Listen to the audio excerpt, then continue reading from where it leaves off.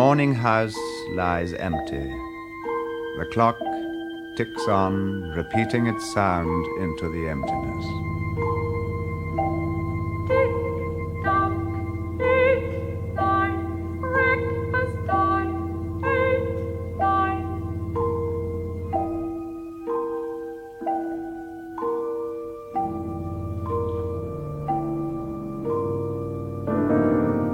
9. In the kitchen, the breakfast stove has switched itself on.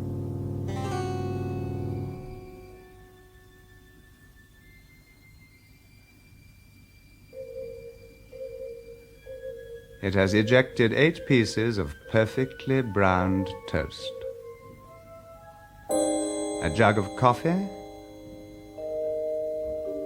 and 2 cool glasses of milk. Today is August 4th in the year 2026. Today is August 4th in the year 2026. Today is Mrs. Featherstone's birthday. Today is the anniversary of Talita's marriage. Insurance is payable, as are the water, gas, and light bills.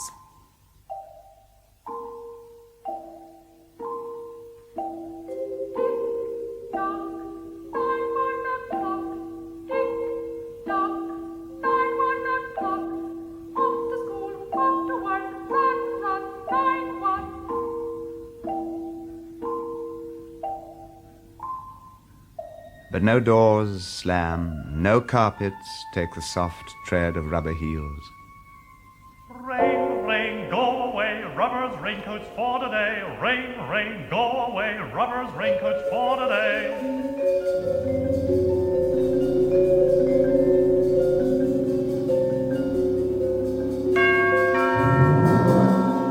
The garage chimes and the door rolls up. It reveals a car waiting inside.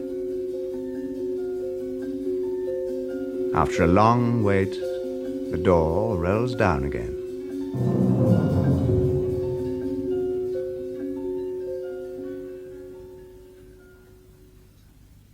"9:30. The eggs are shriveled and the toast is like stone. An aluminium wedge scrapes them into the sink. Then hot water whirls them down a metal throat which digests them and flushes them away to the distant sea. The dirty dishes are dropped into a hot washer and emerge twinkling dry.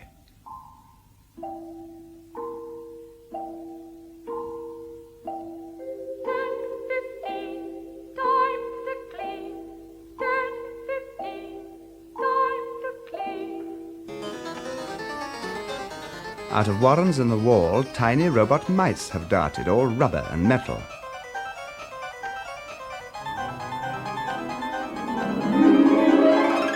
They thud against chairs, they whirl their moustached runners, knead the pile of the carpet, suck gently at hidden dust. They have popped back into their burrows. Their pink electric eyes have faded. The house is clean.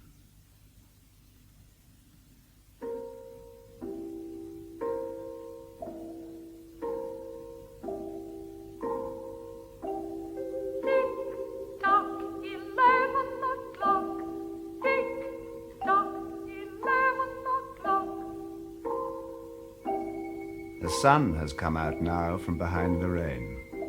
The house stands alone in a city of rubble and ashes. This is the one house left standing. At night, the ruined city gives off a radioactive glow which can be seen for miles.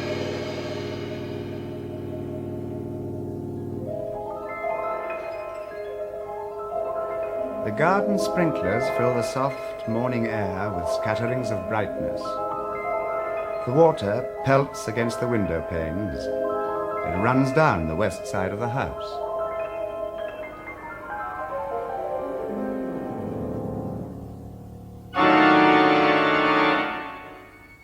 The entire west face of the house is charred black, save for 5 places. Here, the silhouette in white of a man mowing a lawn. Here, as in a photograph, a woman bent to pick flowers. Still farther over, their images stamped in the house in one titanic instant. A small boy, hands flung in the air. Higher up, the image of a thrown ball, and opposite him a girl, hands raised to catch a ball which never came down. The 5 spots of white, the man, the woman, the children, the ball, remain. The rest is a thin layer of black.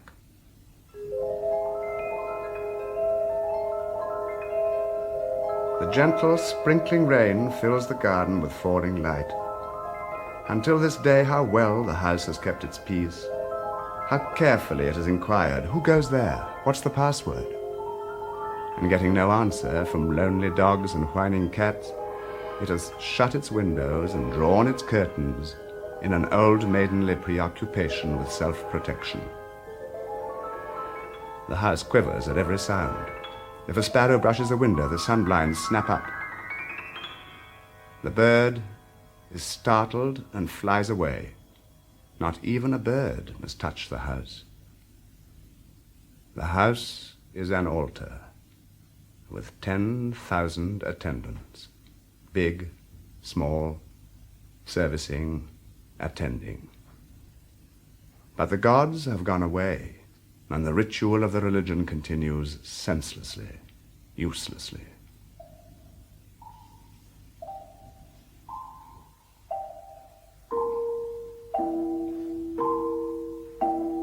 Tick-tock, 12 o'clock.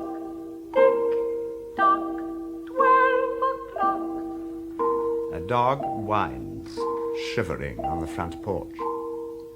The front door recognizes the dog's voice and opens. The dog, once huge and fleshy, has now gone to bone and is covered with sores. It moves in and drags itself through the house, leaving a trail of mud. The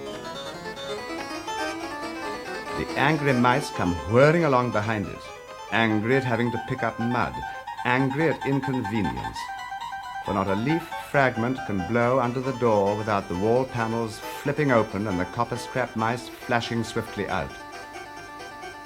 The offending dust, hair, or paper is seized in miniature steel jaws and raced back to the burrows.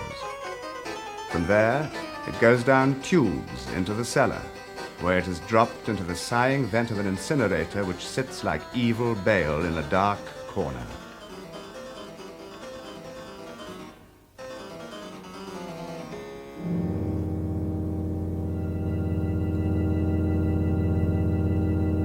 The dog runs upstairs.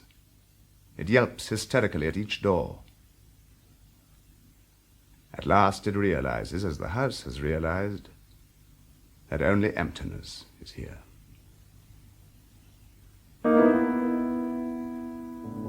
In the kitchen, the stove is making pancakes now and filling the house with a rich smell of baking. The dog scratches desperately at the door. The door remains shut. The dog froths at the mouth and its eyes turn to fire.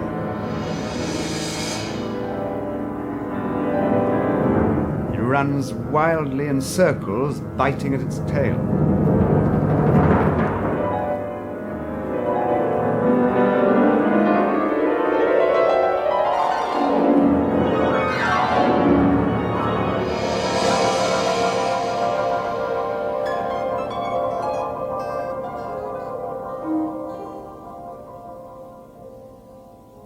And at last, it dies.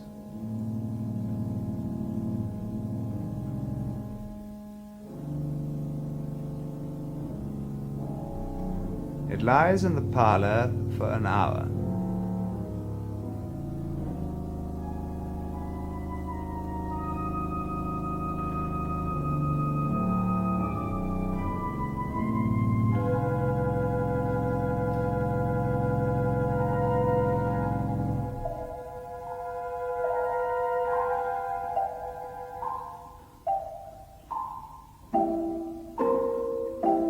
Tick-tock, 2 o'clock.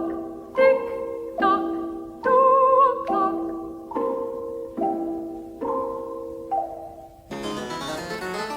cleaning mice have come out.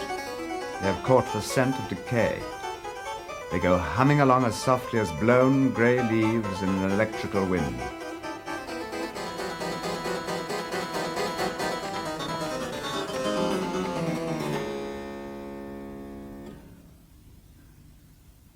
The dog is gone now. In the cellar, the incinerator gives out a sudden glow, and a whirl of sparks goes leaping up the chimney.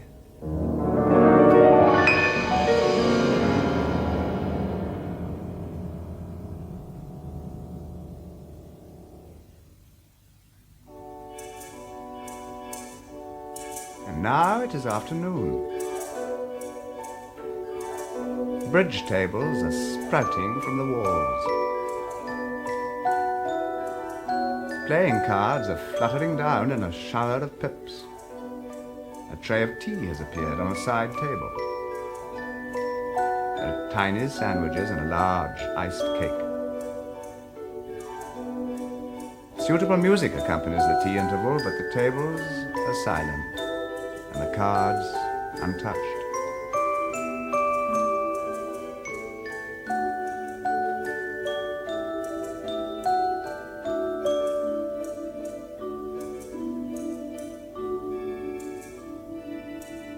The tables are folding up like giant butterflies.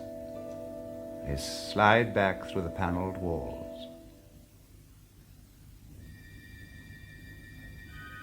The nursery walls are beginning to glow. Animals are taking shape on them. There are yellow giraffes, blue lions, pink antelopes, lilac panthers.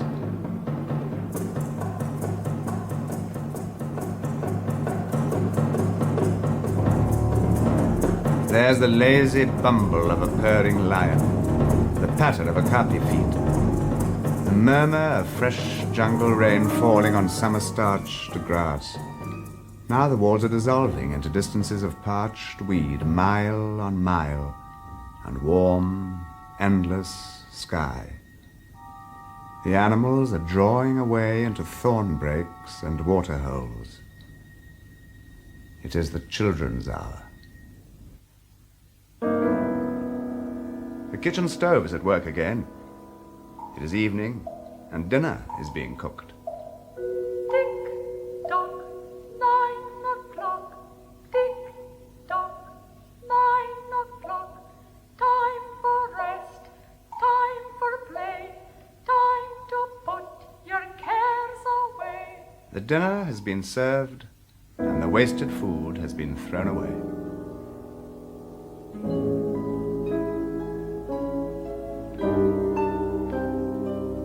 The fire is blazing in the study. A cigar has popped out on a metal stand just opposite the hearth. It has got half an inch of soft grey ash on it. It's smoking, waiting.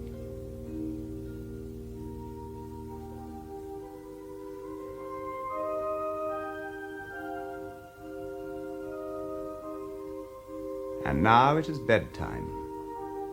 In the bedrooms, the beds are being warmed by their electric blankets, for the night is cool.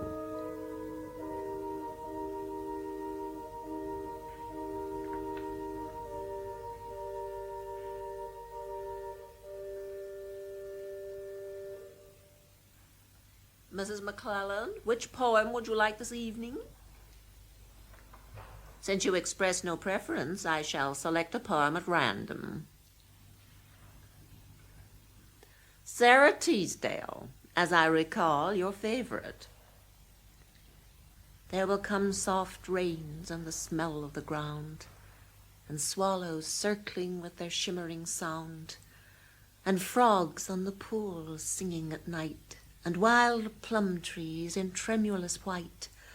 Robins will wear their feathery fire, whistling their whims on a low fence wire. And not one will know of the war, not one will care at last when it is done. Not one would mind, neither bird nor tree, if mankind perished utterly. and spring herself, when she woke at dawn, would scarcely know that we were gone. The fire burns on the stone hearth, and the cigar falls away into a mound of quiet ash on its tray. The empty chairs face each other between the silent walls. It is 11 o'clock, and the wind is blowing. A falling bough has crashed through the kitchen window. A bottle of cleaning solvent has shattered in pieces over the stove. The room is on fire. Fire, fire, fire, fire, fire, fire, fire, fire, fire. Water pumps are shooting out water from the ceilings, but the solvent is spreading, sliding its way under the kitchen door.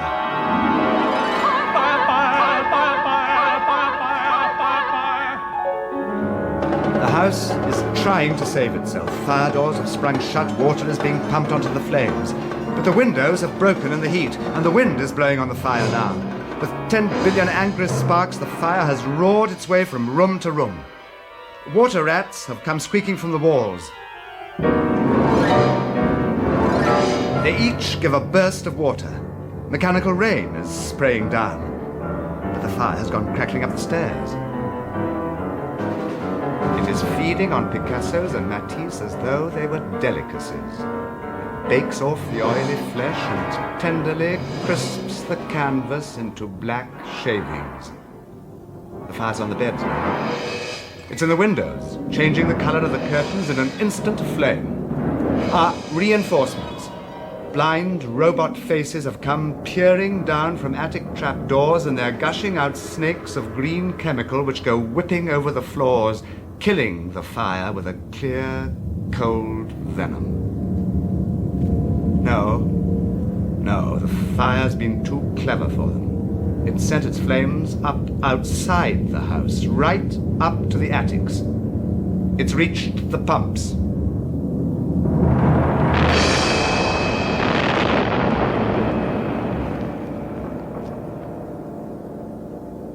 The electronic brain which was directing the pumps is shattered in pieces, and the fire roars in again. The house is shuddering, oak bone on bone, its bared skeleton cringing from the heat. It's as though a surgeon had torn back the skin and all the veins and capillaries were quivering in the scalded air. Help, help, run, run. Help, run, run, run, run, fire, fire. Run, run, help, help, fire, fire, fire. The jungle's burning in the nursery. Blue lions are roaring. Purple giraffes are bounding off. The panthers run in circles, changing color. 10 million animals are running before the fire.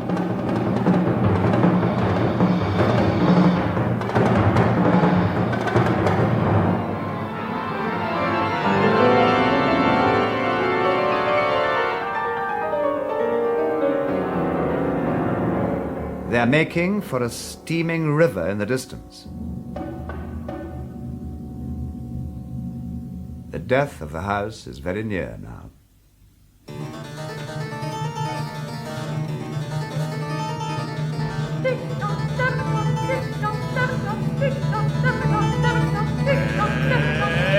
Rain today, rain today, rain today.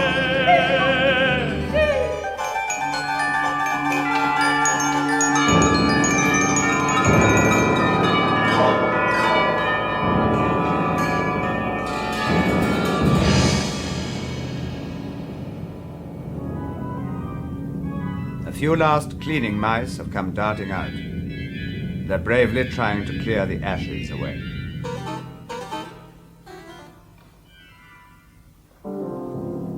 The stove in the kitchen's turning out breakfast now, frantically and for the last time.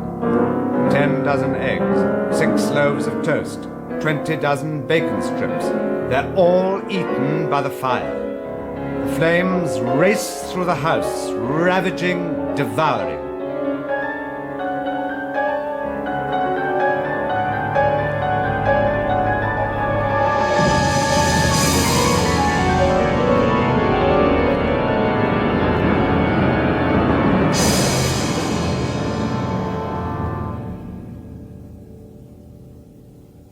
The fire has burst the house apart.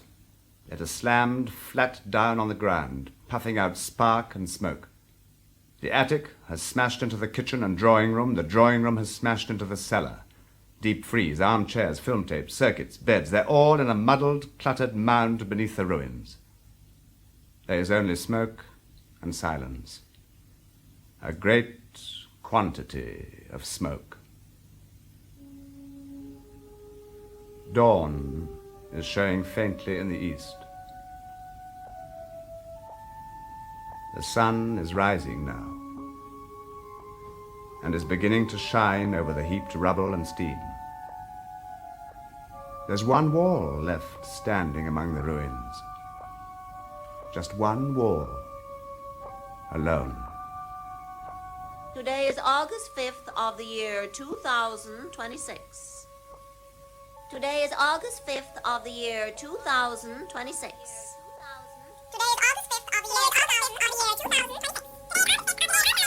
The voice is coming from inside the wall, I think. A last voice is speaking from the house.